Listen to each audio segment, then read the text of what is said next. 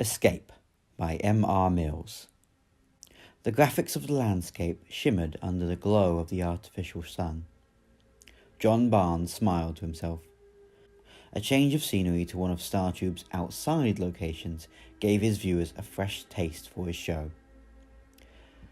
While he checked the camera's settings, John flexed his avatar's rigging. Spot on. His sponsor's logo adorned his chest, though from his angle he couldn't tell which.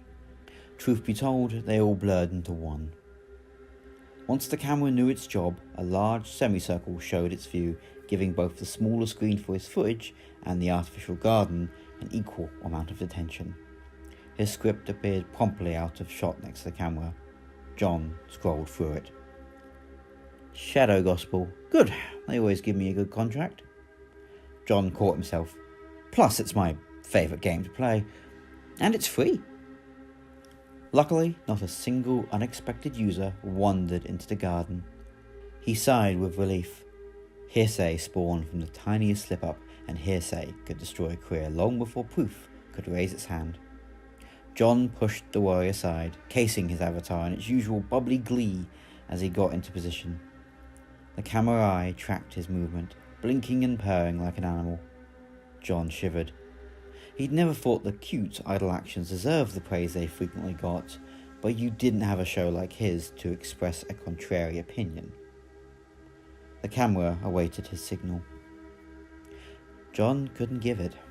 He knew he had to, could envision himself in an editing chamber with the completed footage later, with a list of his patrons ingrained in his mind, but he kept silent like the garden itself. For once, the unsettling churning in the pit of his stomach won out against the distraction that was the StarTube cyberspace. The bushes that ran along the tops of the fence bordering the garden popped enough for someone to try and pluck a single leaf. All they would do would be to smudge the bush texture. John imagined a prying avatar's eyes shooting up from behind them. He couldn't afford to not put on a show. John quickly shook it off, running on the spot to get going. Nothing. He chuckled as he remembered where his actual body lay. Action in 10, he declared to the camera. A countdown appeared above the eye, each digit dissolving into the next, growing smaller and smaller, while John's opening danced on the tip of his tongue. Ready. 3, 2, 1. Action. Hello everybody, I'm Johnny Boy. Thanks for stopping by. They're counting on you. Today I wanted to dive into a game series the classics call classic. Don't let them down, they made you who you are.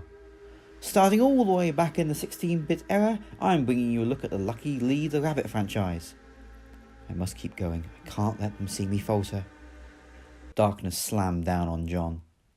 The hum of connection stopped. Only without it did John realise how long and loud it had been.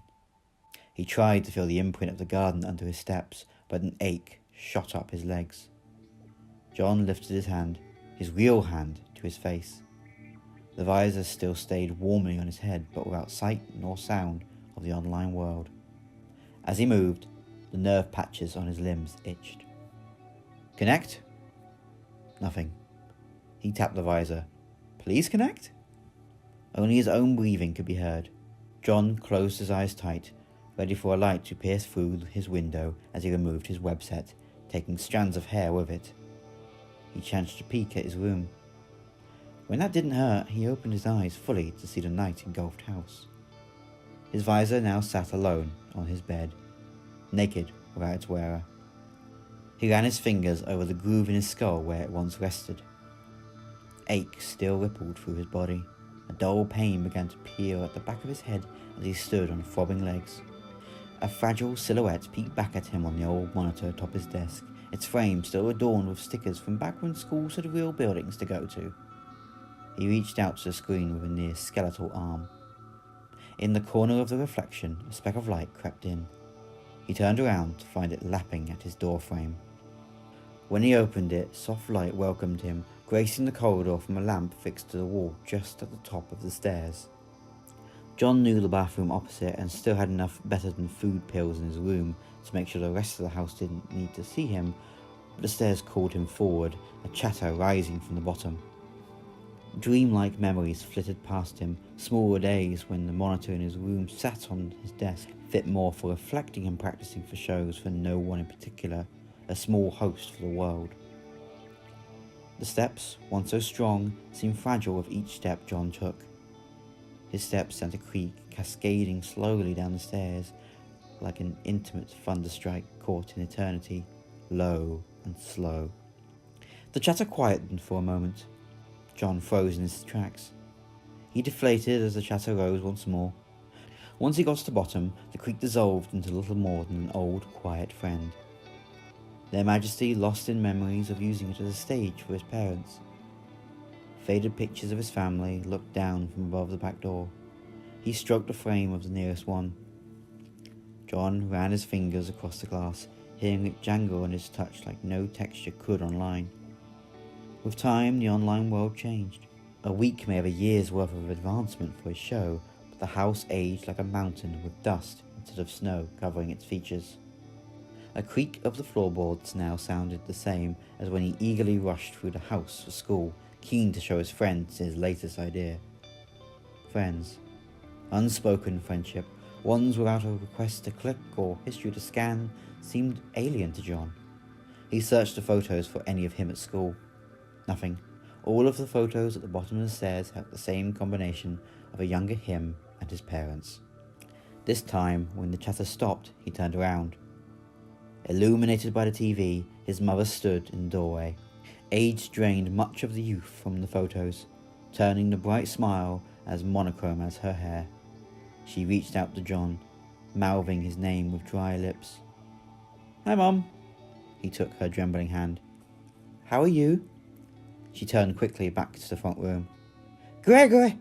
John is out his room." "He's not a hermit, Julie. Probably after a cup of tea. You can't get a decent one of those online, I'll tell you that." John's mum hugged him with more strength than John imagined she had left. "It's been a while since we had some nice family time. We could watch something after the news. I bet that will make a change for you. Watching instead of performing." She patted his head before wandering back through the front room, only to be enticed to stop by the scattered images on the TV. His dad moved his feet from the sofa, gesturing for his son to take a seat. John moved to the spot but kept his attention on his mother, entranced by a table of older people talking in front of a distorted image of a content creator John couldn't quite name. He imagined their voice. In fact, he replayed that voice over and over again, trying to place them, to match them. The discussion threw around words like agenda, like the punchline to a twisted joke. Kids aren't paying attention to the world. They are being radicalized by online forums while focusing on who can be the most offended. John shrugged it off.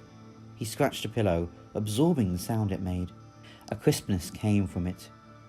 His dad lowered down the mug to him. John took it like an alien artifact, taking in the heat on his fingertips for as long as they could handle him. "Thanks, Dad." "No worries."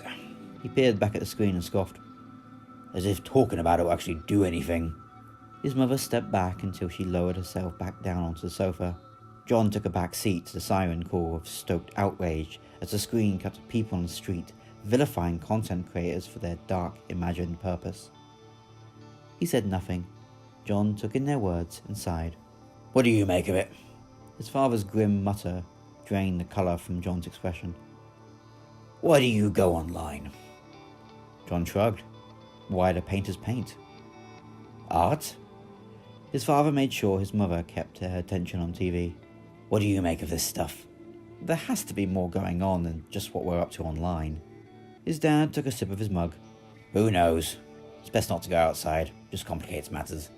"Not even to the pub?" John waited for his dad's chesty laugh.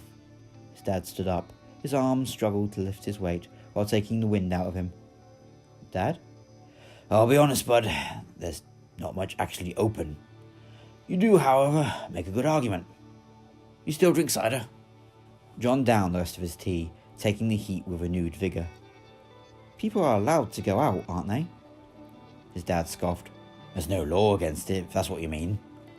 "It's not safe." John's mother shot to her feet while adverts filled TV. "You never know who is out there to get you." "Who is out to get you?"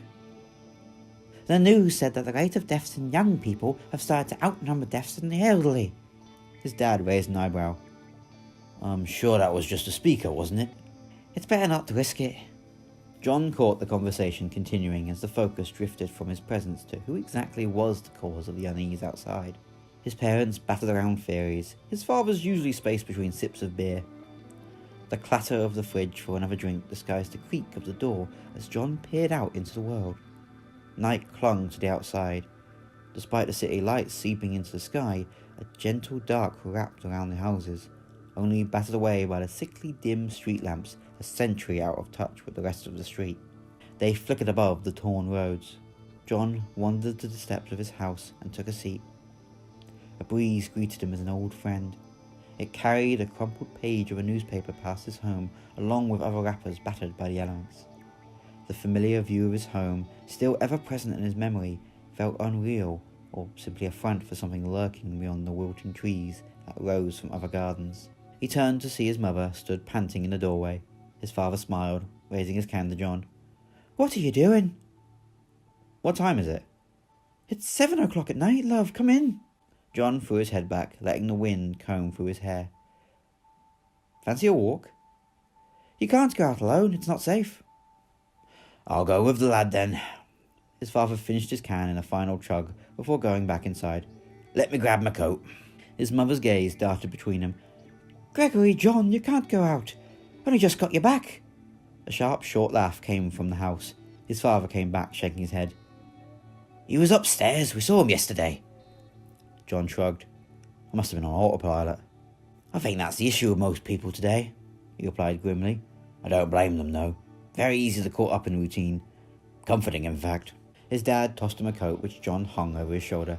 I'll leave it for now. The breeze feels nice. It does. I'll give you that.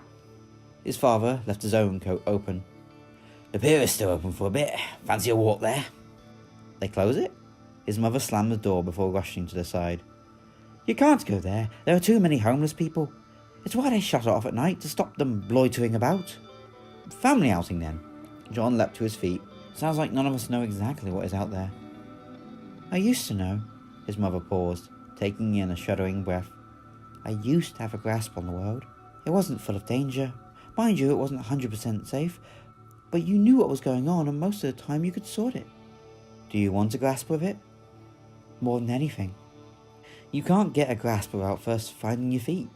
John took the lead, strolling out of the front garden. Let's find it then, shall we? He didn't turn to see if they followed, but a smirk grew wide as a gaggle of footsteps rushed to catch up.